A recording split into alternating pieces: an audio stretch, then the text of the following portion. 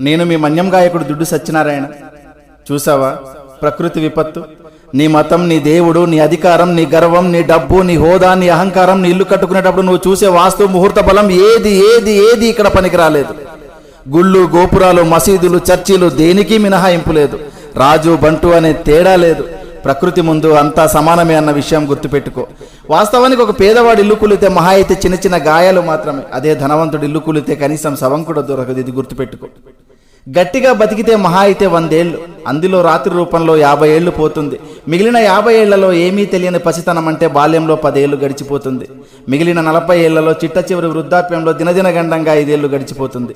ఇంకా నీ కోసం మిగిలింది కేవలం 35 ఏళ్ళు మాత్రమే. ఈ 35 ఏళ్లలోనే నీ చదువు, నీ సంపాదన, నీ కుటుంబ బాధ్యత, బంధాలు, బంధుత్వాలు అన్నీ చూసుకోవాలి. కాబట్టి జీవితం చాలా చిన్నది. ఇది తెలియక కులాలు, మతాలు, పార్టీలు అనే పగలు ప్రతీకారాలతో